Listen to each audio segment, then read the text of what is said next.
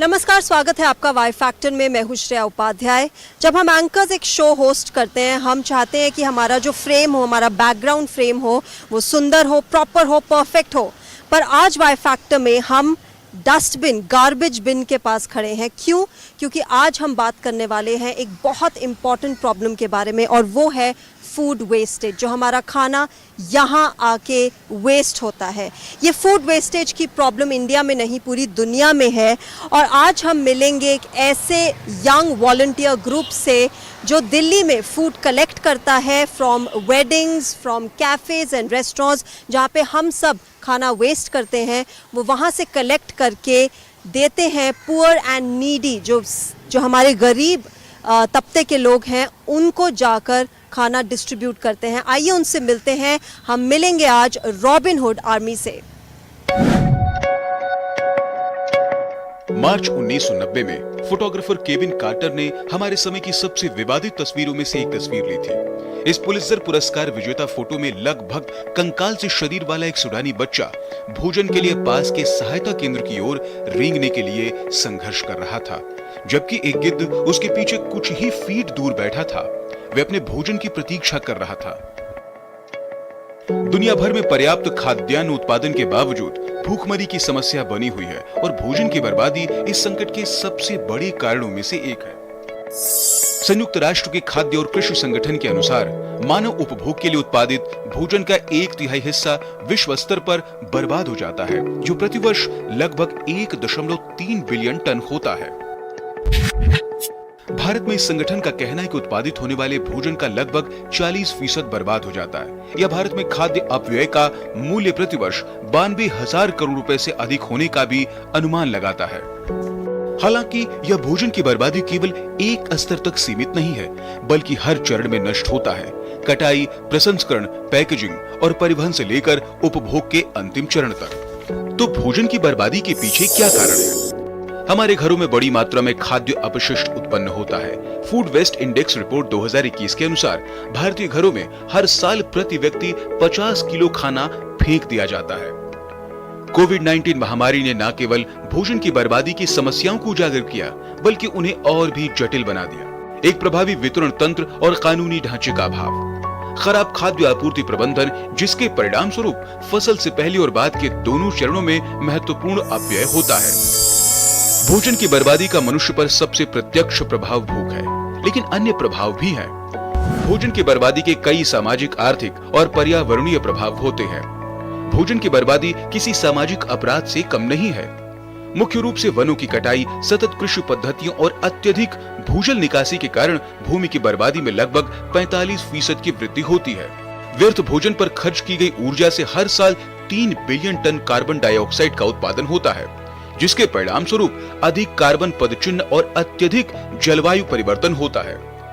भोजन के खराब होने से वातावरण में हानिकारक गैस उत्पन्न भी होता है। उदाहरण के लिए चावल के सड़ने से मीथेन पैदा होती है। अब आगे का रास्ता क्या है? व्यवहार में बदलाव, जैसे हमारे उपभोग पैटर्न को नियमित करना, किराने का सामान ध्यान से खरीदना, एकल उपयोग पैकेजिंग को कम करना, रेस्टोरेंट से सचेत रूप से ऑर्डर करना और शादी विवाह में बफे के खाने पर पुनर्विचार करना। खाद्य भोजन हर दिन मुफ्त में उपलब्ध कराया जाना चाहिए, नवीनतम खुलने के समय में, ताकि इसे लिया जा सके और जरूरतमंद लोगों द्वारा उपभोग किया जा सके।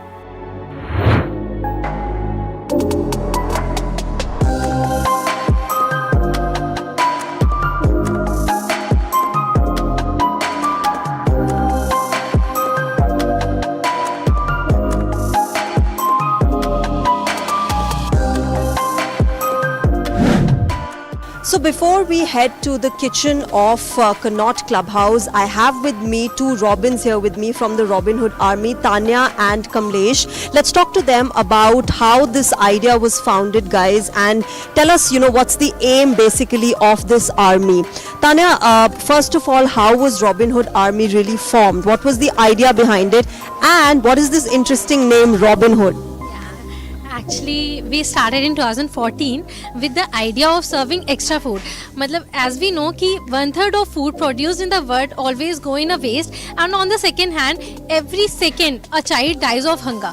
So from there we got that idea that whatever extra food is produced in hotels in around our places, that we can pick it up and serve it to truly hungry ones. So from there we started this idea, and now we are around 13 countries around the world where we are serving foods to truly hungry citizens.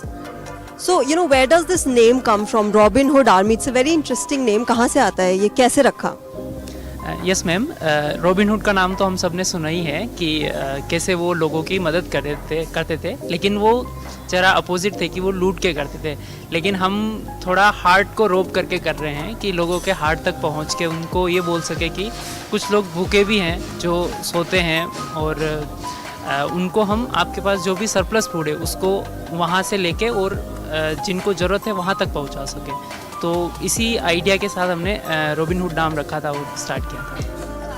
Actually, those of you who are not familiar with this fictional character, Robin Hood, he was a guy who used to steal from the rich people and the kings and the queens, and actually, serve that loot to the poor and needy of the towns, and that's where it comes from. But ऐसे cafes में आप लोगों को कितना extra खाना provide करते हैं, and how do you guys work around it? Do you guys call them और तब पूछते हो कि ठीक है, if you have extra food then give it to us? How does that whole process really happen? So actually for that we schedule pitching drive like regularly once in a month, where we go and like different cafes में हम जाकर उनसे फिर से contact करते हैं, and we just tell them about our idea, and obviously वो हमारी बात को सुनकर काफ़ी ज़्यादा inspire हो जाते हैं, and they just want to donate whatever they can. And जब वो एक बार start कर देते हैं then it become in comes in their habit. तो अगर उनके habit में आने के बाद अगर उनके पास food नहीं भी बचता है, then also they specially cook for us and they give it food for to us, जो ताकि हम जो सच में ज़रूरतमंद है उसको हम दे सके जाकर. So ऐसे ये स्टार्ट हुआ था कि from the extra food, but उसके बाद वो एक्स्ट्रा मील्स भी हमारे लिए स्पेशली कुक करते हैं कि हम जो सच में ज़रूरतमंद है उस तक पहुंचा सकें. I think that's a fantastic idea, to actually collect extra food from restaurants, weddings, communities. आप सब लोग यहीं से कलेक्ट करते हैं, बट ऐसे कैफे से, ऐसे वेडिंग से कितना अमाउंट ऑफ फूड आप लोग कलेक्ट कर लेते हो, and how many people does that food really feed? It's a good amount of food. जैसे कि आज ही हम यहाँ से 100 पराठास कलेक्ट करने वाले हैं, जो कि करीबन 50 लोगों के लिए इनफ होगा। This is just one restaurant from which we are collecting the food, and apart from this just one restaurant we have served around 108 million meals till now. So this is quite amazing figures which we are And what's the kind of response you guys get from, I'm sure you see a lot of smiles on the faces of people. आप पेट भरते हैं लोगों का. What's the kind of response you get? Absolutely, we get a very huge response. Like we use food as a medium only, like हमें food सिर्फ एक medium की तरह उनसे connect करने के लिए use करते हैं, because when we serve food, वो एक trust build हो जाता है हमारे बीच में, and then they feel कि हम इनसे अपनी और भी परेशानियाँ share कर सकते हैं. तो every Sunday we go and serve food, and weekdays में भी जब भी हमारे पास food होता है we go and serve to them. तो they have built that love with us, that connection. तो उनके पास कुछ भी और प्रॉब्लम होती है, like electricity issues, if they are having any educational issues of their child और any kind of, they just directly come to us and talk to us. And incidentally मैं I would like to share an incident. अभी COVID का time था as you know, and उस time पे they were really not agreeing to have vaccination, because बहुत सारे rumours थे around the world. तो उनके पास भी र्यूमर था कि इट्स पॉइजन, हमें ये खराब कर देगा and all. But we just went, and जब हमने बोला कि नहीं, vaccination is really important, we conducted like awareness session और सो, तो उसके बाद ये ट्रूली गॉट इंस्पायर्ड, और उन सब ने आकर अपने आप से हमें रजिस्टर कराया हमसे, और सब ने वैक्सीनेशन ली back to back. So it was like one story only that how we are impacting their lives. So I think that's one big thing, that trust factor जो आप लोगों ने build किया है with people, and it is said that a way to a man's heart is through his stomach, but I think a way to a human being's king's heart is actually through his stomach or her stomach. When it is full, you know that trust factor is there. With that, let's head to the kitchen of this beautiful cafe where we are at Connaught Clubhouse and see what process the Robins follow to collect the food and go to the poor and the needy who actually need that food.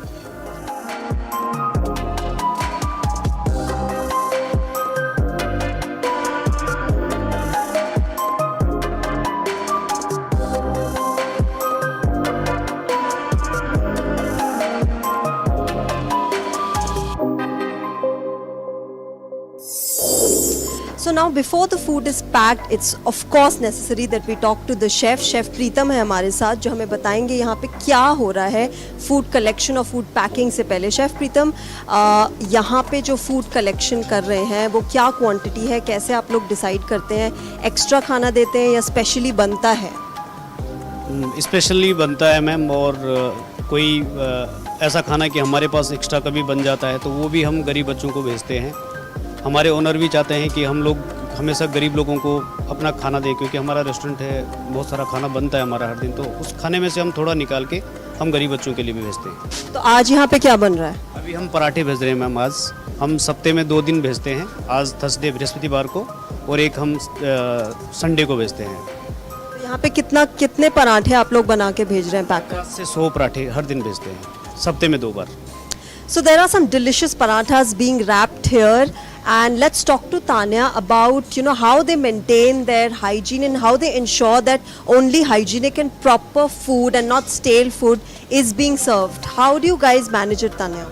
Actually, we schedule a regular visit to the restaurant from where we collect the food. तो वहाँ पर जाकर हम उनके kitchen में भी regularly visit करते हैं. वी इंश्योर कि वो जो भी खाना बनाने का प्रोसेस है that should be very clean and very hygienic. And जो हमारे वर्कर्स होते हैं वहाँ पे हम उनसे भी बात करते हैं एंड वी मेक श्योर कि वो बहुत ही हाइजेनिक वे से सारी चीज़ें कर रहे हों. एंड हम रेगुलर उसको अपने वॉच पे भी रखते हैं. During packaging as well we see कि जो कंटेनर्स हैं that should be clean. Those who are packaging उनके हैंड्स क्लीन होने चाहिए, सैनिटाइज्ड होने चाहिए. And regularly every week like we just go to them and tell them about the hygiene, about the need of the hygiene. तो वैसे हम अपना hygiene totally maintain करते हैं. And during the distribution as well we continue it and we ensure कि हमारे जो खुद के हैंड्स हैं that should be sanitised before giving the food to them. And different foods will need different containers, Tanya. That logistics comes from your side, yeah, cafe is provided. How does that work?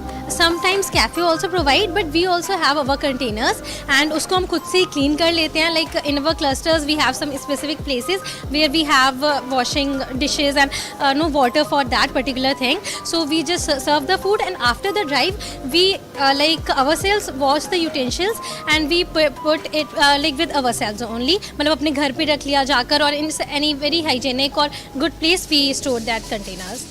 Okay, so there's another batch being packed in front of us here, and we will get it packed and we'll head to the Goal Market cluster in Delhi where this will be served, these yummy parathas will be served to the needy of the national capital.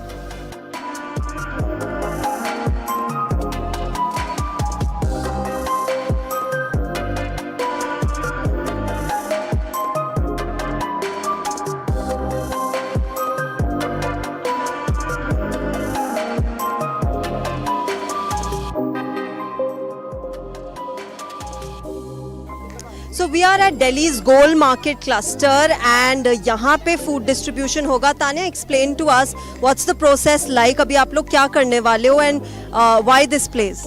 Yeah, actually we identified this place back 2 years. यहाँ पे सब laborers हैं, they go to work and they come, but यहाँ पे हमने identify किया कि 2 times meals भी उनकी possible नहीं हो पाती थी.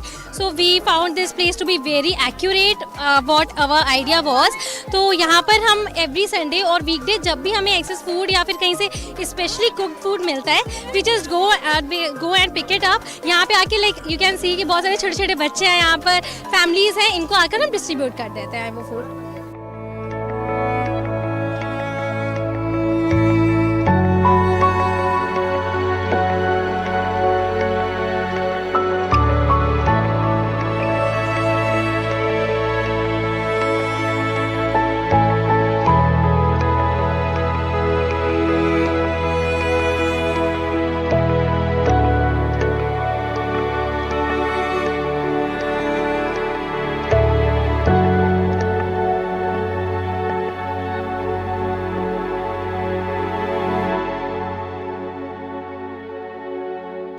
one of the biggest strengths of the Robin Hood Army is the fact that it has a very strong, huge force of young volunteers, students, young professionals. They come out in their free time and volunteer to serve and do something for the needy of their city. Now I have with me some youngsters here who are volunteering in the Robin Hood Army. Let's talk to them about why they're doing it, what they feel about it.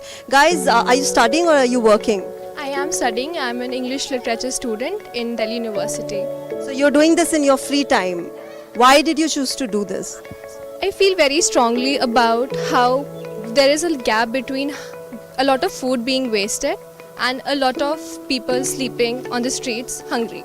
And I think this is one reason why most of us are here. And this is what we very strongly believe in, that we can be the bridge. We are bridging that gap altogether. We do this and we do not just stop there. I think every time we have a drive done, we just say it's 1% done. Because this is what we'll always be. It's always just 1% done. People are still sleeping hungry.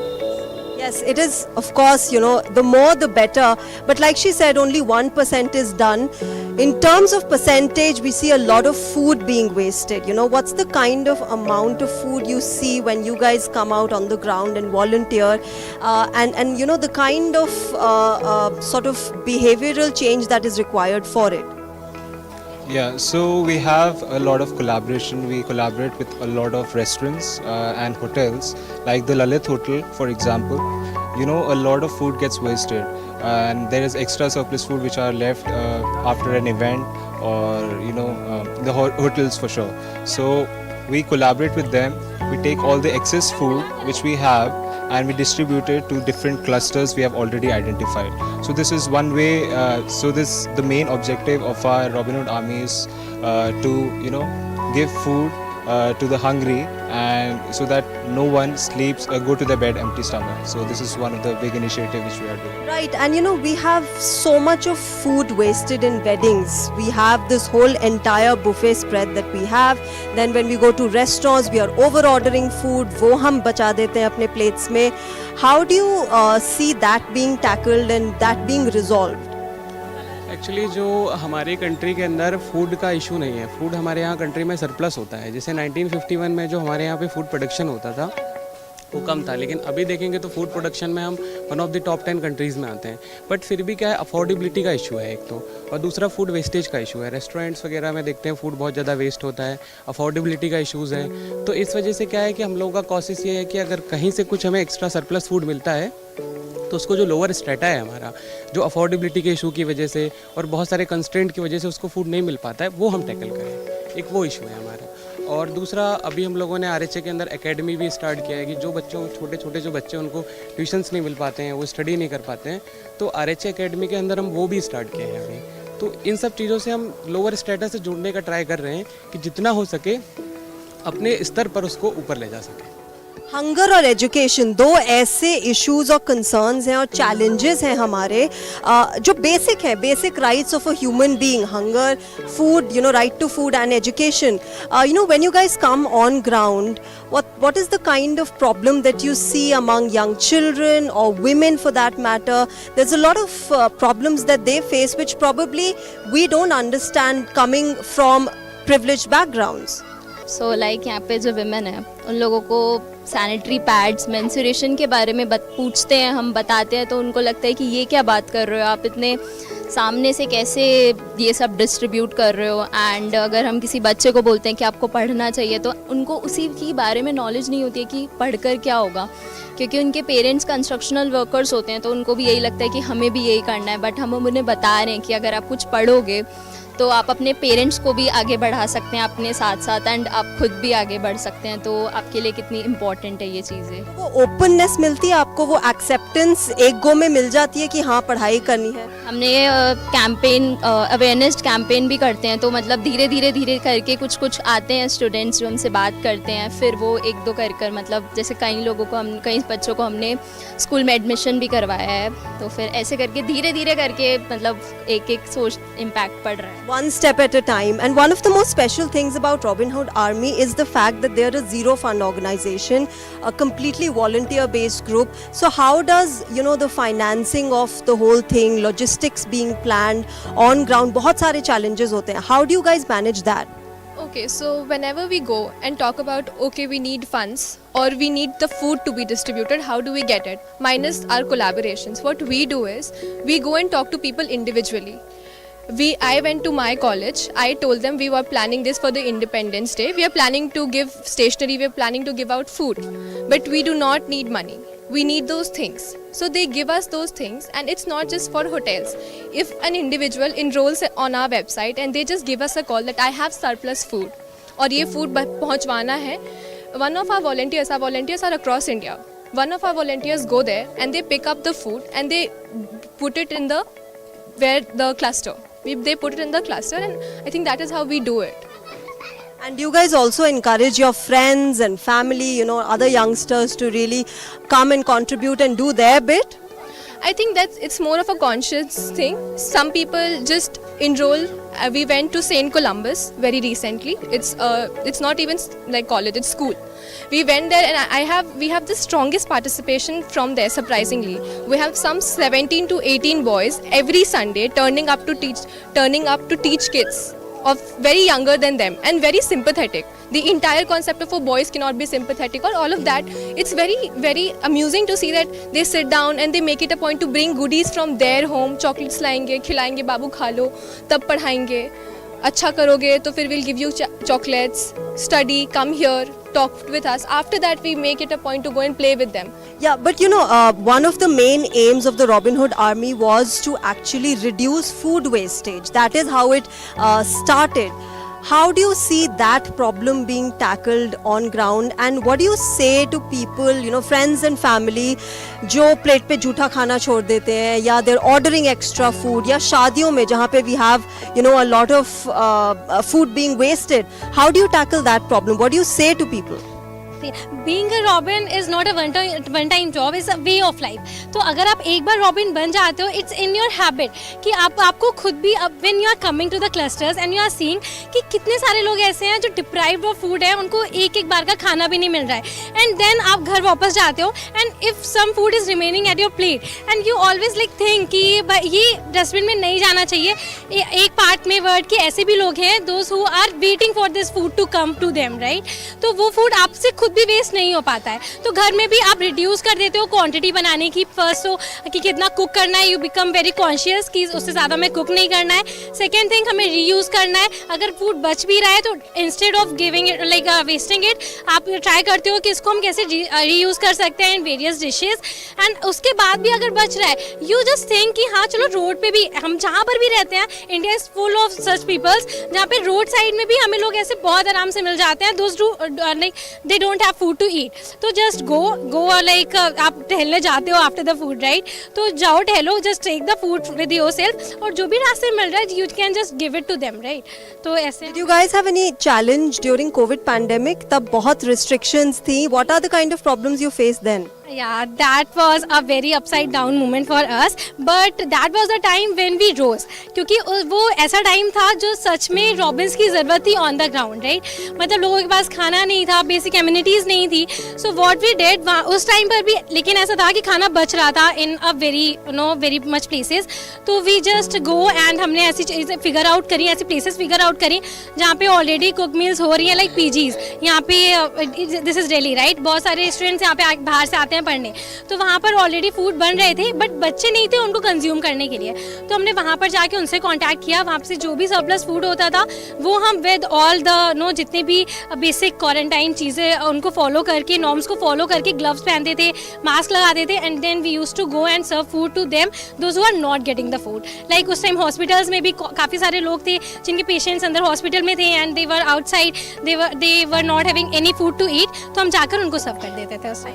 मेरे साथ actually यहाँ पे बच्चे भी हैं जिन्होंने अभी Robins का दिया हुआ, सर्व किया हुआ खाना खाया है.